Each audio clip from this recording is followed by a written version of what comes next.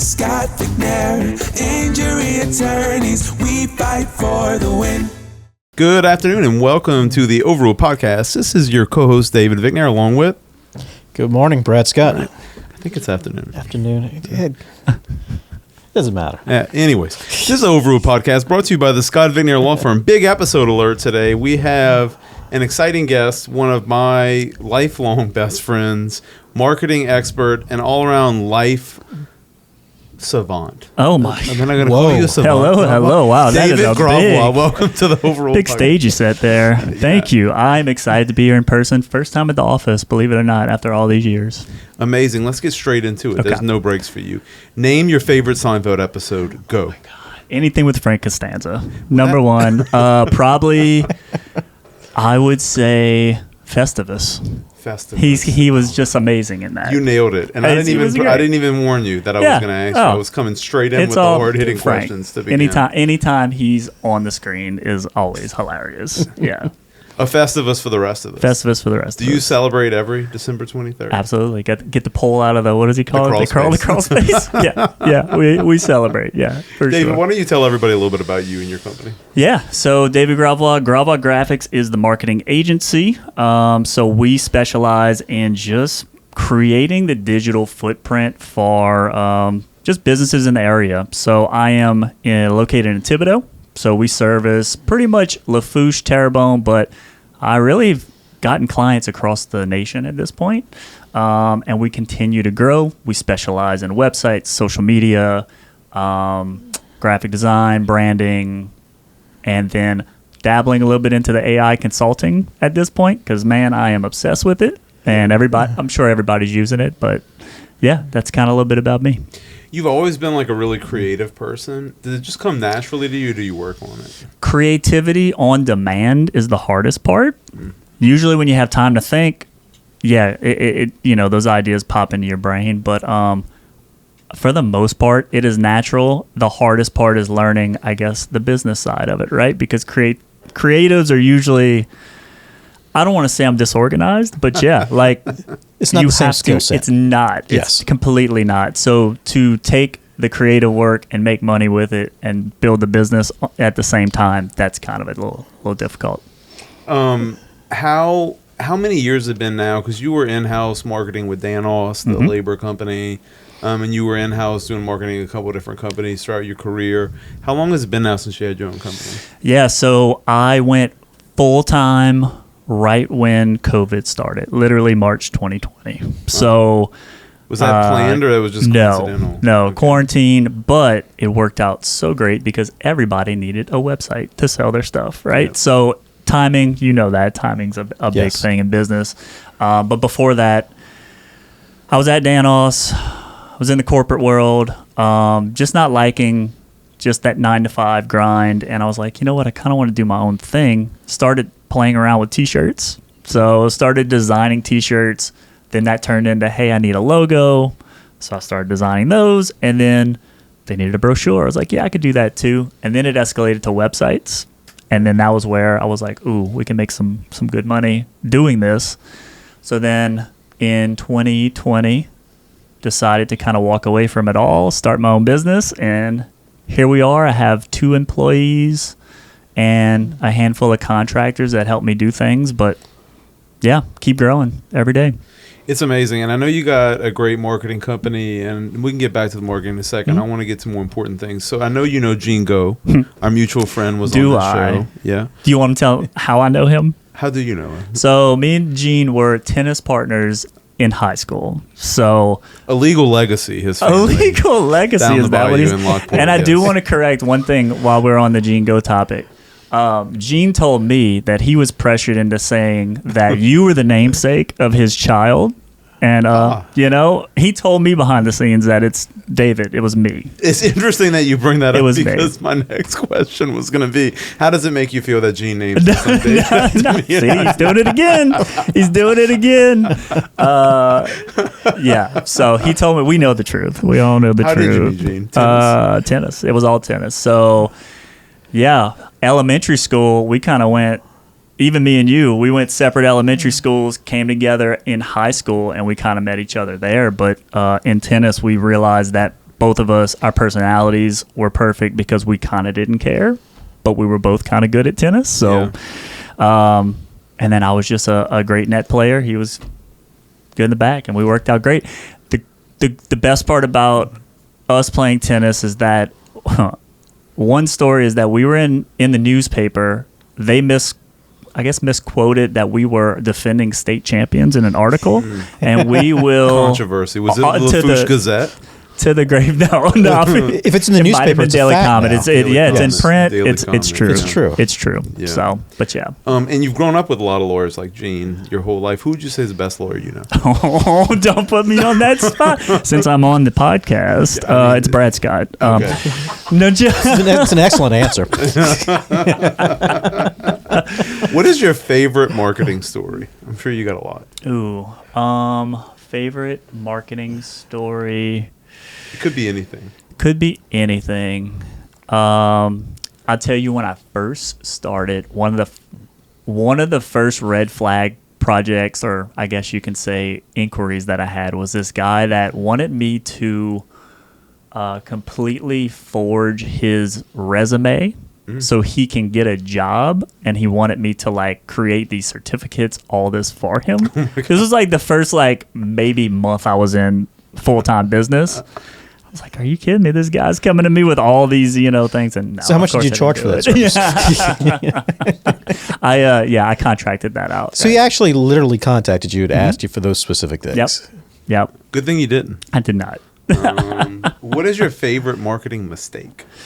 Or like a good mistake that you think other people could learn from? Over the Not really years, something you're happy about. So it went from when I first started my business to where I was taking on everything. I am a recovering shiny object syndrome guy. Like y'all probably know, you want to chase the new fun thing.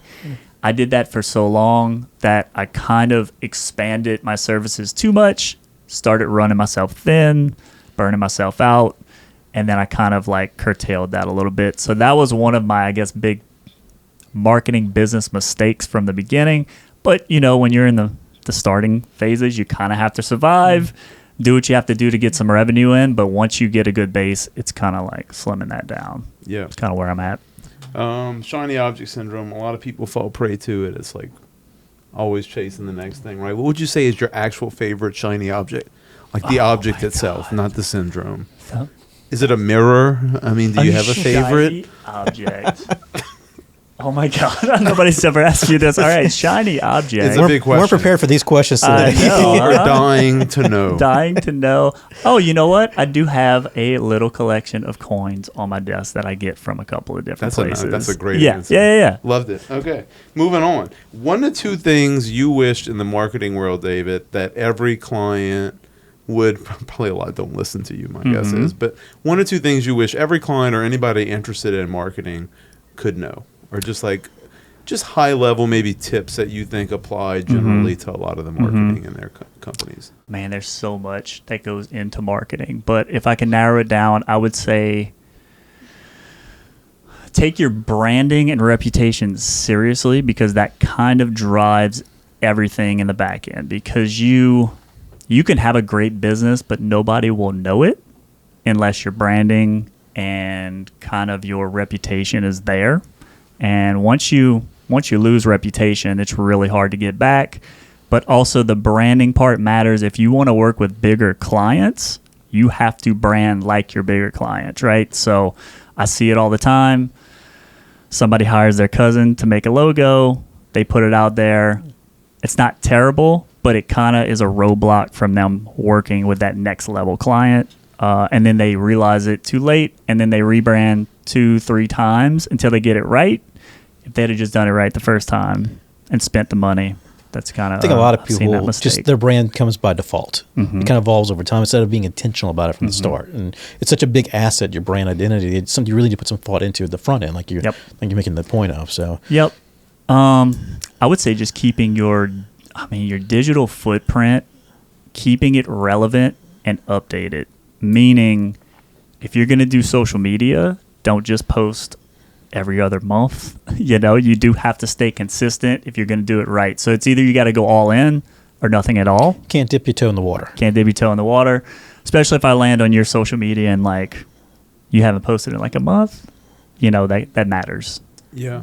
Well, do you think that some of it is like the mindset issue of your clients who are like, because not everything from a marketing sense is lead gen, right? No. Like it's not like it's going to immediately generate a client in whatever industry you're in. Some of it is being put out there to not only show that you're an active and growing company, but that you're an authority in a particular topic, that if a consumer is looking for you, they can find content and relevant things that show you're a very legitimate company and you have expertise in this. Is a lot of it mindset issues that you find with your clients, either an inability to like really be willing to understand what that aspect of marketing is, and or an inability or unwillingness to spend the money that's necessary to make it happen? It always goes back to, and I think especially just in the Thibodeau-Lafourche area, is that they have a reputation there, and they have a lot of, I guess you can say, clients that they've known forever. It's the handshake deals. It's who you know kind of thing. Network. The network. But if you take a step back and go, oh, yes, you can have them and have another audience that's bigger, has a lot more money to spend. That's where the marketing side comes in. Sometimes they don't value that part. They're like, I'm good. I got enough leads coming in. Business is great. But you could have even better leads coming in if you market it. Yeah. And in southeastern Louisiana, we have a lot of companies. You have a lot of clients in southeastern Louisiana. Just staying in that general geographic region, what company would you say has the best overall marketing? Are there any companies that have like really good comedic marketing that you find brand themselves? He's trying to get you there. That you think just really are like this is hitting it marketing right on now. all. He's doing some really guerrilla hitting it marketing. on all.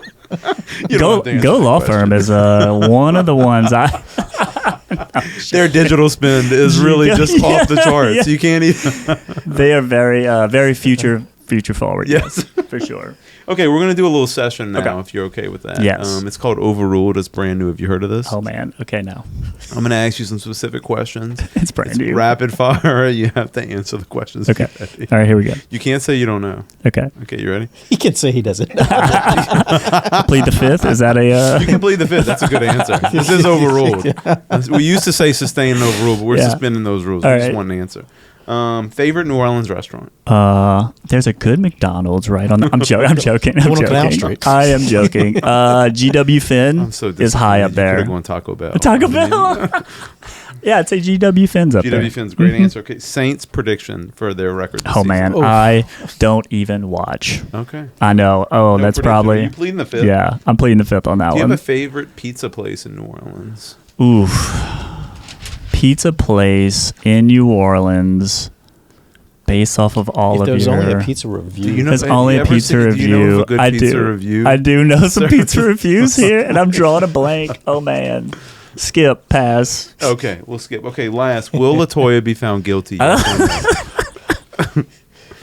We need legal analysis. I'm going to plead the You fifth on gonna that plead one the too. fifth on He's got to get out of the city first. Okay, this next session, Grav, I'd like to do something brand new we've never done on the show. I'm going to stop asking questions and let you ask me and Brad questions. Ooh, okay. This is what we're going to call reverse the script. Reverse. We're reversing. Reverse Uno? Reverse Uno. Okay. Big question for y'all. How are y'all using AI right now? That's a great question. You want to go first, Brad? He's Everything. using it more than me. Everything. I've Okay. been using AI for about 4 years. Really? At least 4 or 5 years. Content development. I feed a lot of my financial data into AI. I've been training it on that so it can spit out analysis and stuff like that. Well, let me ask a question on yes. that. How do you keep that secure? I trust ChatGPT is keeping it secure. You know, at a certain level of ChatGPT, they do claim that they don't Yes. train So I on pay your for data, the so. additional stuff on there. Okay. We feed all of our intake calls through it for summarization. So we start seeing patterns and questions that are being asked. I've been teaching it probate law. So now we have a Brad bot that can actually, you can ask it probate questions, get answers back.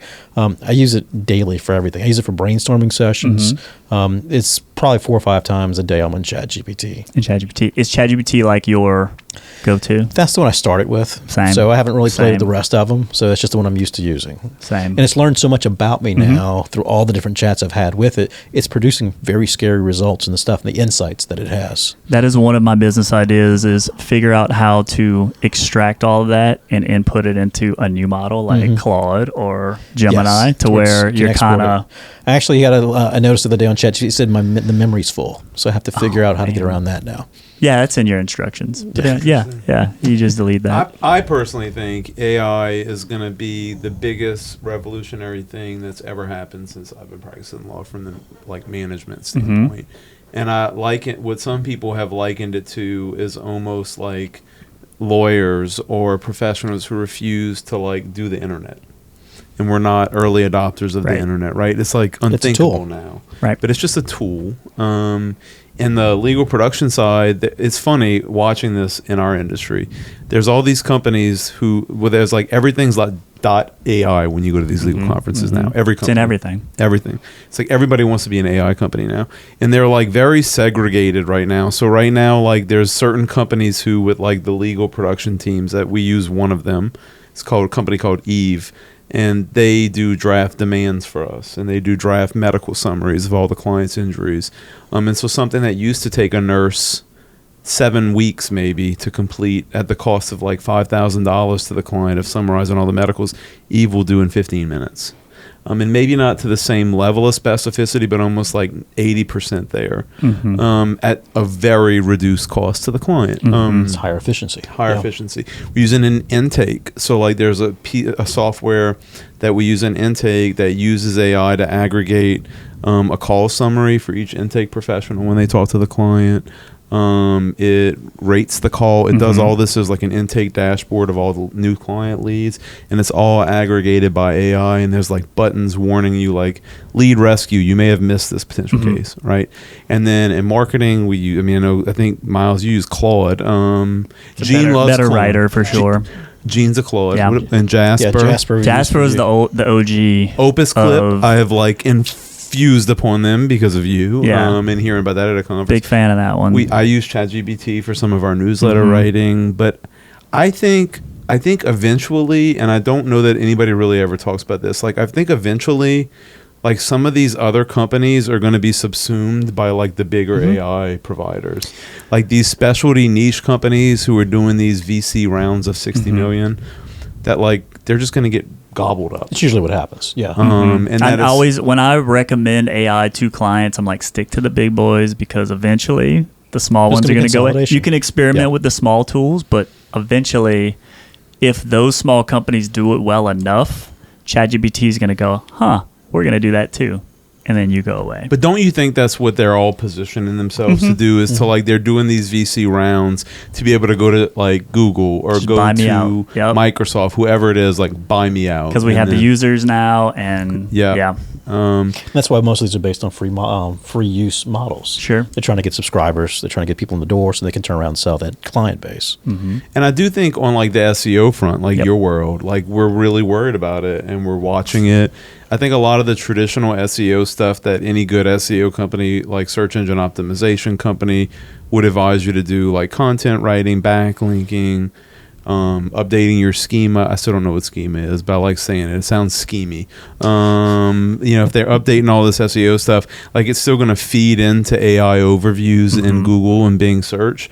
But there's other more traditional things that maybe we didn't care that much about back in the day, Avo. I could care less about Avo, but that's something that is clearly being aggregated into the AI overview, and we got to start worrying about things like that. I was just telling Miles about just using alt tags for your images in Instagram for SEO. So meaning when you upload an image what to is an alt Instagram, tag? Let's start there. So alt tag is used for anybody that has a visual impairment that basically reads it out of what they're seeing on the screen. Gotcha. So it gives them, and Google uses that to when rank they crawl as a well. website too, they look at those alt tags. Yep. Yeah. But now with SEO kind of going everywhere because AI is scraping everything, you never know if that picture, the alt tag you put in it in Instagram, may pop up on Google higher than others. So you want to take that serious too. Interesting. Yeah. It's all little tips like that. I got a lot of those. So all right, you get one more question and then the segment's over. So okay. you better think wisely, buddy boy. All right. What do you got? Have y'all used, is there any cases that y'all have had in the courtroom that AI has become like the focus point, or a ChatGPT chat has been used as evidence? I'm just curious if that has hit the courtrooms yet. That's a great question. You know, there's a lot of, when I talk about these legal conferences, I'm curious what you're about to say, but there's a specific vendor and they're all like trying to niche to what they do. Mm-hmm. And they're like, oh, we are like, it's like deposition.ai, like whatever. And they claim that they can like summarize your depositions, but more importantly, like when you're in a client deposition or a witness deposition, whatever it is, that they can be like listening and actively telling you how that conflicts with other testimony in the file. So it's a tool in real time for analysis purposes. Those are like being rolled out. And they're all like super new and claiming they're all great, but let's be honest, like most of these tools are all so new that like they need time for refinement. I do know like Eve, I just mentioned Eve, like if you like go in Eve and you're like, let's say we are handling a case for you, David, you're in a bad wreck. I hope not true, but if so, we know you're only going to go one place here to us. Or Eugene. Your favorite law firm, you know. You wouldn't go to the Go law firm. Go. You know, you go into like You hear Eve. Eugene screaming at the... Wait till he comes back on here. It's gonna be all hell is gonna break loose. If you go, like they could have Eve popped up on their screen, like on their laptop in a deposition, and be like, "Did this witness say this?" And it would tell them, summarize what the file says, Helps like deposition transcript in real time. Yeah. So speaking of that, one of it's like the best thing and worst thing that is going to happen is the Meta Ray-Ban like glasses. I'm so creeped out. It is going to be kind of, to me, with the camera, everybody's going to have one on their face. It's kind of Big Brother-ish a little bit. But the advantages of it, too, is that they're doing real-time translation in languages now. So if you have a pair on, I have a pair on, we can talk. So that's going to open up. That's pretty cool. Tons of conversations, tons of business, and just even the real-time translations with AI in, you know, Google, Zoom, any of those kind of virtual meetings. You can technically work with somebody overseas now, and it can translate real-time, and you can get it done. Kind of cool. Where I'm seeing it pop up as far as our practice in estate and probate is we're starting to see now waves of people who have self-generated their own wills and stuff. Sure. And one of the downfalls of Chat GPT and AI tools like that is sometimes it gives you information that's not accurate. Yes. So we're seeing documents that are being produced by these things that don't necessarily meet legal standards, and now they're being challenged in courts. Whereas people, went online, I need a will, I want to do X, Y, and Z, and they just assume what they get out of the computer is gospel, and it's going to be accurate and legally sufficient, and it's not. It's not. So we're fighting those battles now. So it's only going to increase. Oh, it's going to get more. So it'll produce more litigation and probates for sure. Yeah. How do you think, David, that AI is going to have an effect on marketing moving forward? Like, do you think it's going to gobble up a lot of search? Is it gobbling? Like, what is your prediction on like where things are going to go? So I'm a little bit kind of futurist on all this kind of stuff. So I think where it's going to go, not necessarily our generation or even maybe the generation after us, I'm thinking more like who's teenagers now and maybe a little bit younger, is going to be that the devices that they're going to have on their face will be able to read if their pupils are dilating when they're seeing certain ads, and they'll be able to target you based off of that. Oh my gosh. That's where things are going. That is creepy. It's very creepy. Well, the precedence for that is already there. If you hover over an image too long on Instagram or TikTok, it's already measuring those hot spots and stuff like that. So. And listening to us through the phone. Sure. And how do you think from like a marketing channel perspective, like aside from AI, like where do you see cable TV versus streaming and all that headed? Like, do you think broadcast is just going to eventually die and everything's going to be on streaming? I think you will be able to create your own content in the future to where you will be able to create whatever show you want, and you can almost change it in real time, and you can also create a show that lasts forever. So you can create your show and let it roll for infinity if you want it to. Or you can recreate episodes of Seinfeld. Now, you'd have to get, check with Jerry Seinfeld first, but I can see a world where they can start recreating those episodes and have new episodes forever. So you think AI is going to like recreate like Be curated entertainment, basically, based on your So the preferences. video's not technically there yet. Like I've tried to create my own avatar talking, right? It's still some weird movements. The mouth, all of it's kind of weird still, but it's getting there. Check HiGen. Yes, HeyGen. HeyGen, That's the one I actually did it on.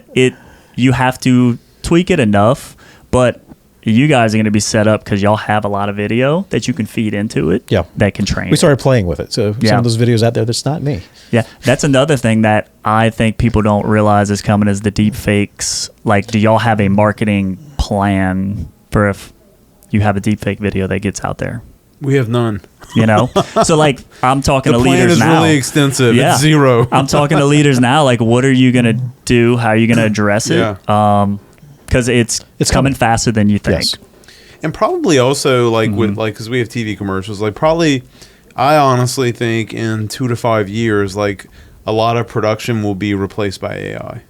Like we will be using AI to build out commercials, and it'll be allow us to do things that maybe, you know, if I decided I wanted to jump out of a helicopter in the commercial because it fits in with the joke, like that we couldn't really afford. Or we could do it in real life. Yeah. No, I'm not jumping out of a helicopter. Tom Cruise, you'd be I'm not getting in doing a your own helicopter, stunts. much less jumping out of a helicopter. But like AI could make it look so realistic that like it'll be a part of production for companies and their television. There's a ton of tools that are already kind of doing that well. Google VO is one that's, I believe it is free. You know, you might have a subscription for it. But anyway, it's already kind of producing some good B-roll like that. Now, you in it might be a little bit different, but yeah. So, our viewers may not know and listeners may not know, but both our mom's names, Martha.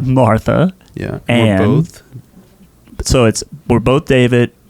Moms are both Martha, and then they're both Dag. Both Dag. And we both have Uncle Rads. We do. That's like insane. And both from Thibodeau. So we both had parents who were Martha Dag from Thibodeau, both from Thibodeau Davids. Both went to E.D. White, 03. Both went to E.D. White. No confusion there whatsoever. No confusion. No. Y'all already confused David. It's like when I walked in, you were like, David, I'm like, what? And now you're just espousing our marketing theme. So even though you didn't try to pick a favorite, because you're talking about confusion, the Scott Vignair confusion, like we've gotten to the truth. We've gotten down to the truth. Who your favorite law firm is. We've gotten down to the truth. What's your favorite book, David? I guess it depends on what mood I'm in, right? I'm more nonfiction. I would say Think and Grow Rich is up there for me. Millionaire Fast Lane, I think it is. Yes, I haven't read it in a while, but I remember it being a really good book. And then honestly, anything Alex Hormozi produces, because I like his writing style. It is very straightforward. Anytime I read a book and it takes you like a whole chapter to say one little small thing that you could have used less words, I'm going to put that away. Or if you can get the whole book from the title of the book. Right, exactly. So he's like, he breaks it down very quickly, very like, this is exactly what to do. So anything he writes, I like. Something you just wrote on LinkedIn, like literally a day or two ago, I saw it, like kind of struck me. I think I had actually written a post about this potentially. I have this disease where like I start reading a book and I'm like a third of the way in and I stop. Sure. And then I go to another one but then I keep ordering books. It's like a sickness. Do you do the same thing? Oh, absolutely. And I will never stop doing that. I like being surrounded by them. I can't finish a book. You know, I don't think that you do. I listen to my trick lately has been when I hear a book recommendation, I put it in my shopping cart and I don't buy it on Amazon, and I don't actually pull the trigger to buy it until the next one, until I'm ready for it. That's smart. Yeah, I download the sample off of Kindle. I also kind of filter my books based off of like, I guess you can say personal pillars. I just did a LinkedIn post on that. Like, it's either working on my business, either making money, making me happy, community. It has to fit that bucket for me to buy it. But I'll never second guess buying a book. But I will put a book down pretty quickly if I don't like it right away. And one thing I've been doing lately is if I'm interested in a book, I run it through ChatGPT and ask it for a summary first. Yes. Read the summary, see if I'm interested before I buy the book. That's smart. Yeah. Do you listen to it like Brad, or do you read them? I usually listen to podcasts right here. I listen to every one of these. But I've also started listening to audiobooks. I'm like, oh man, I should have done this a long time ago, because the audiobooks give you so much substance in just a quick period of time, right? Instead of you trying to read. I fall asleep when I read, so it's hard to finish a book. Yep. So yeah, audiobooks are awesome too. Do you feel like my mom has changed since she's gotten onto the big screen? You know, I saw her at Rouse's the other day, and she didn't even acknowledge me. She doesn't even acknowledge Did she anymore. ignore you? Oh, I was running up with an autograph. I had a marker in hand. I was like, "Can you give me an autograph here?" No. I'll have to talk to her about that. What do you think is one of your superpowers, David? One of the unique traits about you that's kind of helped you be successful? You've got a great marketing company now, 5 years going. Other than knowing David Vigner. And This Jingo. is true. Don't And leave Jingo. out. We've mentioned him way too many times for this one. He's going to be starving. He's waiting. Superpower, I would say my mind is, I can never shut it off with just ideas. I'm always, you know this, I'm texting you stuff, calling you all the time, like, hey, have y'all tried this? Trial mode on Instagram, like, you know, all those things. I am always curious about what's the next thing, looking towards the future, and my clients benefit from that. A constant learner. Mm-hmm. Yeah, I think that's kind of like one of the most important. The older I get, and I'm old, the older we get, I'm like, the more you're like interested in learning and have a willingness to learn. Like stop learning, you stop growing. The more success you have. Yeah, and it's amazing that all of this knowledge is out there now. Like before ChatGPT, before the internet, all that, you didn't have the access. Now there's no excuse. What are some of the lessons now that you're going on like over 5 years, by the way, congratulations of having your own successful marketing company. Like, what are some of the best lessons you've learned over that 5-year period in owning your own business? It's hard. It's always hard. It's always a grind, but there's always going to be something to do the next day, the next week. Like, sometimes you can chill. You will always have something to do, so don't burn yourself out every day, because it's a marathon, not a sprint. That's cliche, but it's true. And then getting people on board earlier than you think. So I've had those discussions with you, like, hey, I think I need to hire somebody, and you're like, do it, hire somebody. And then after I hired somebody, I'm like, oh, this is great, this is awesome. What took me so long? So anybody out there that's thinking about possibly hiring somebody, hire them, because it makes a lot of things easier. Is it harder than you thought it would be? Like just starting and running the business when you went on? Yes, but it's one of those, it's a pain that I love going through because there's so much benefit to it, right? Mm-hmm. When you're in that 9-to-5 space and you're working for someone else, you can grind all day, and it's just, it doesn't have the same feeling as getting money going into your bank account from something you did. Yeah. And it's kind of crazy for me to just create things out of thin air. Like creating your logo, like that was just out of thin air, and I made money off of that. Yeah. That is an adrenaline rush you can't find. You did create our logo. Yeah, I know you created a lot of our initial, a lot of the stuff that I was we did back in the beginning. Yeah, when we started. So that SV, that's all SV. Yeah, everything else though can't claim SV though for sure. All right, any other questions you have, David? Because this is it. It's over, buddy boy. What would you give advice for somebody in my position that is 5 years in, both of y'all, that is 5 years in to what I'm doing just as a business person? What would be the next step, you think? That's a great question. Well, for me, it's always, and people overlook the idea of planning and having goals. And you always talk about 1 year, 3 year, 5 year goals. People always skip over that.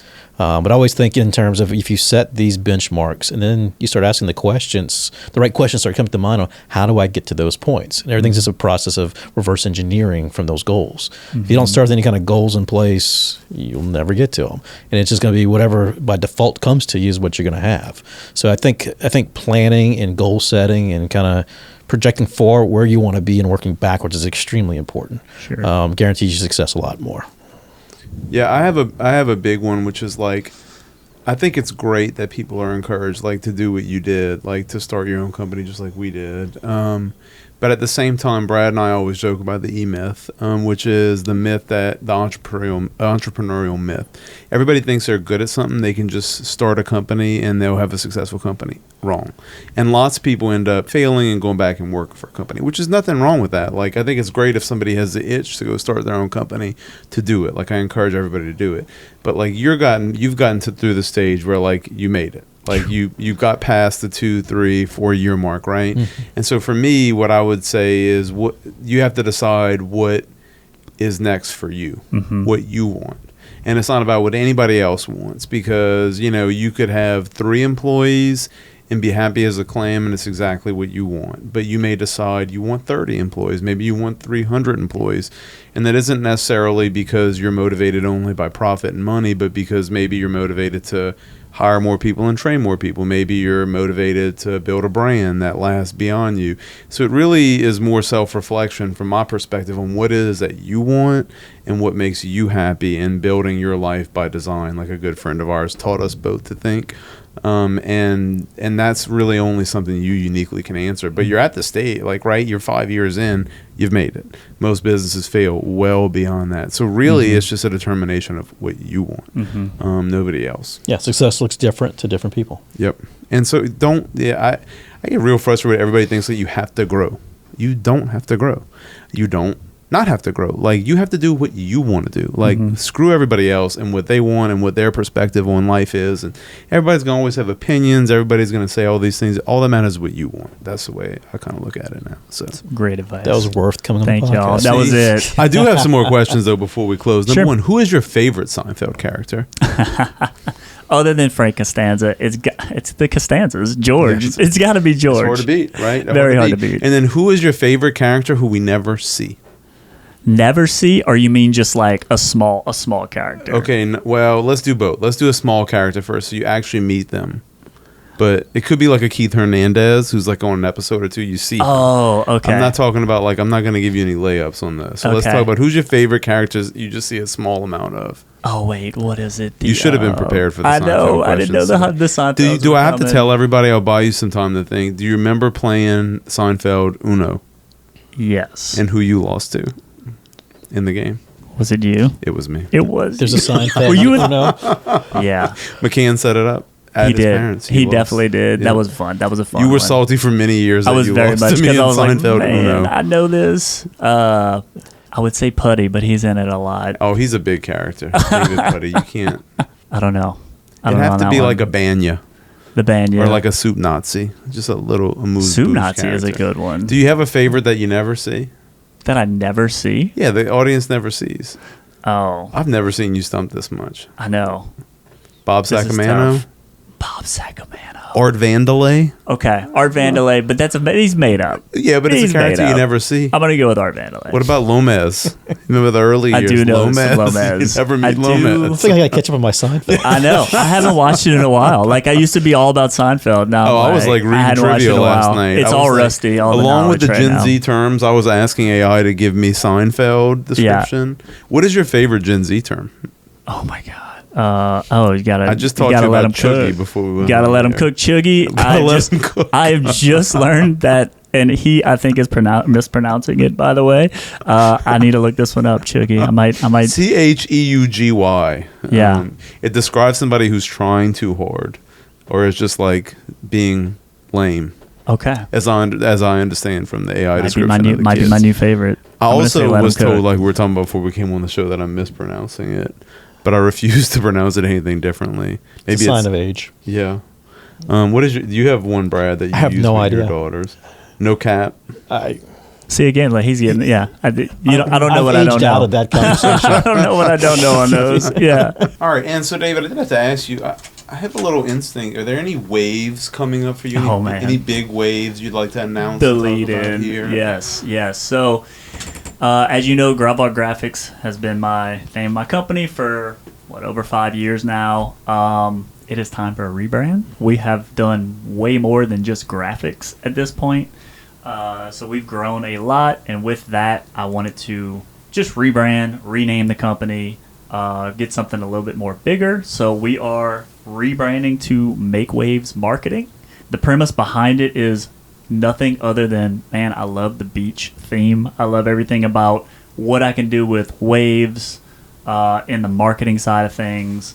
All the visuals will be kind of beachy, ocean, waves. So love everything about just the look of it.